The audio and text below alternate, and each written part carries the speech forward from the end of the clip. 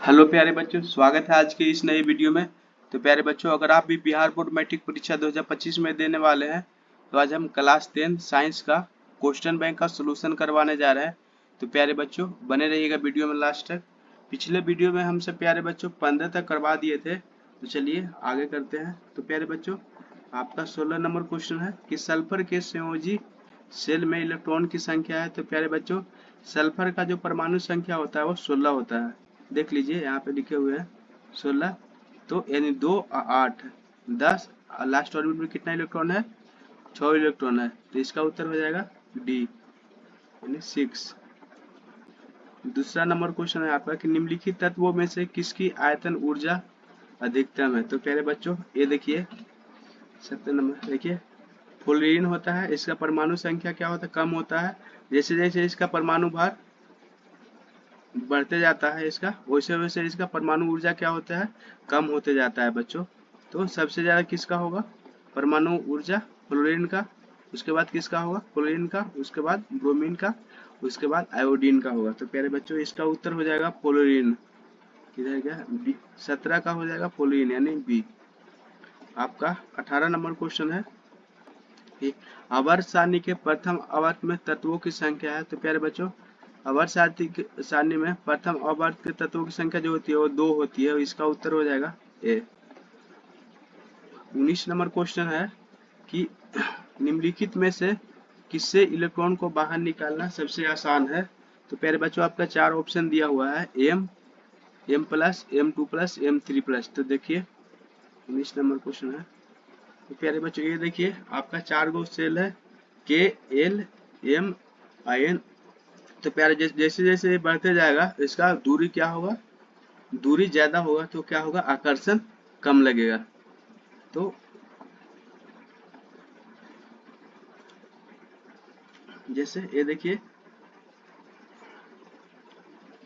तो प्यारे बच्चों जैसे देखिए एम है, तो इसको रिमूव करने के लिए 1 इलेक्ट्रॉन लगा। वैसे ही एम प्लस है, ये जैसे जैसे दूर जाते जाएगा इसको आकर्षण क्या कम लगेगा। तो प्यारे बच्चों ऐसे ही देखिए किधर गया है। तो निम्नलिखित में किसे इलेक्ट्रॉन को बाहर निकालने में सबसे आसान है? तो किसको हो जाएगा? एम जो है, इसको निकालना सबसे आसान हो जाएगा बच्चों। जैसे देखिए क्या है, मान लीजिए पहला यहाँ पे एम है, ठीक है, इसमें एम है, फिर एम प्लस है, ये क्या हो जाएगा? ए यहाँ से दूर चला जाएगा। तो मान लीजिए कि एम प्लस है, तो यहाँ पे इसको लगाने में इसको क्या हुआ? ज्यादा ऊर्जा लगेगा। वैसे ही यहाँ पे M2 प्लस है, फिर यहाँ से M2 प्लस है यहाँ पे, तो इसको निकालने के लिए क्या होगा? यहाँ से देखिए ऊर्जा क्या है? ज्यादा लगेगा। तो सबसे कम किस में लगा? M प्लस में। तो इसका उत्तर हो जाएगा क्या? M plus. किधर गया? इसका उत्तर हो जाएगा, सॉरी, एम हो जाएगा, उसके बाद M प्लस। 20 नंबर क्वेश्चन है आपका कि द्वितीय आवर्त में तत्वों के लिए कौन सा सेल बाह्यतम है। तो प्यारे बच्चों 20 देखिए किधर गया? यहाँ पे पहले देखिए, के पहला कक्षा में क्या है? के, फिर सेकंड में एल, एम होता है, फिर एन होता है। तो प्यारे बच्चों, अधिकतम संख्या का एक फॉर्मूला होता है 2n स्क्वायर। तो क्वेश्चन में क्या कह रहा है आपका कि द्वितीय आवर्त में तत्वों के लिए कौन सा सेल बाह्यतम है। द्वितीय आवर्त कह रहा है यानी 2 गुना 2 स्क्वायर, तो कितना हो जाएगा? 8। तो पहला ऑर्बिट में क्या होता है? 2, फिर दूसरा कक्षा में 8 यानी के एल। तो 8 किसका है? एल सेल का है। तो प्यारे बच्चों इसका उत्तर हो जाएगा, किधर गया? L cell. इसका उत्तर हो जाएगा बी। 21 नंबर क्वेश्चन है कि मेंडलीव द्वारा छोड़े गए आवर्त सारणी के रिक्त स्थानों को बाद में निम्नलिखित में से कौन सा तत्व पद स्थापित किया गया। तो प्यारे बच्चों, ये जो गैलियम होता है इसी को क्या किया? पद स्थापित किया गया था। इसका उत्तर हो जाएगा ए। 22 नंबर क्वेश्चन है आपका कि आवर्त सारणी के प्रत्येक आवर्त का अंतिम सदस्य होता है। तो प्यारे बच्चों, आवर्त सारणी का प्रत्येक आवर्त का अंतिम सदस्य होता है वो एक निष्क्रिय गैस होता है। इसका उत्तर हो जाएगा सी। 23 नंबर क्वेश्चन है आपका, किधर गया, कि किसी तत्व में 2 सेल है और दोनों ही इलेक्ट्रॉनों से पूर्णतः भरे हैं, वह तत्व है। तो प्यारे बच्चों देखिए, किसी तत्व में क्या है, 2 सेल है और दोनों ही इलेक्ट्रॉन क्या है, पूर्णतः भरे हुए हैं, यानी 2 सेल है। तो पहला ऑप्शन क्या दिया हुआ, नियॉन। तो प्यारे बच्चों नियॉन, देखिए किधर गया, यहाँ पे देखिए नियॉन, इसका होता है नियॉन 10 यानी 2 8। फिर क्या दिया हुआ है सेकंड ऑप्शन आपका, नियॉन के बाद आर्गन, फिर क्लोरीन, फिर सोडियम। देखिए फिर आर्गन, आर्गन का परमाणु संख्या होता है कितना, 18 यानी 2 8 8 8 और 8 2 10 8 18। क्लोरीन का 17 2 8 7। तो प्यारे बच्चों सोडियम कितना, 11 होता है, 2 8 1। तो प्यारे बच्चों क्वेश्चन कह रहा है कि किसी तत्व में 2 सेल है, एंड देखिए क्या है यहाँ पे, नियॉन में कितना है, 2 सेल है और दोनों क्या है, इलेक्ट्रॉन पूर्णतः क्या है, भरे हुए है। तो इसका उत्तर हो जाएगा ए, नियॉन, यानी 23 का उत्तर हो जाएगा ए। किधर गया, 23 का उत्तर हो जाएगा ए, नियॉन। 24 नंबर क्वेश्चन है, निम्नलिखित में कौन सा सबसे अधिक क्रियाशील हैलोजन है।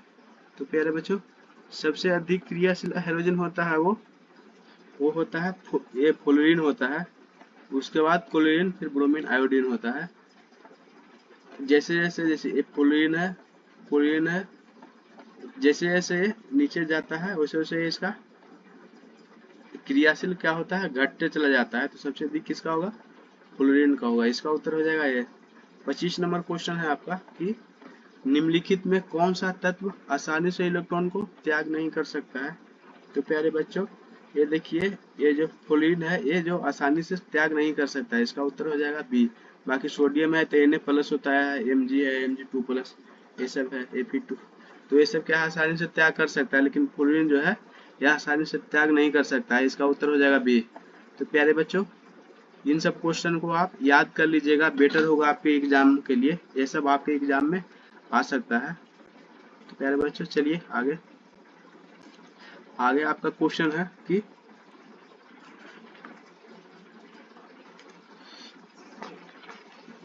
आगे क्वेश्चन आपका कि प्रोटोजोआ उत्सर्जित पदार्थों का निष्कासन कैसे करता है।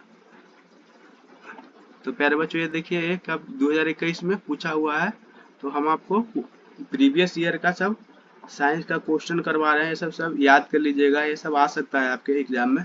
प्रोटोजोआ उत्सर्जित पदार्थों का निष्कासन कैसे करता है। तो प्यारे बच्चों ये जो होता है विसरण द्वारा करता है, इसका उत्तर हो जाएगा बी। दूसरा नंबर क्वेश्चन है आपका कि मानव का प्रमुख उत्सर्जी अंग निम्नांकित में कौन है।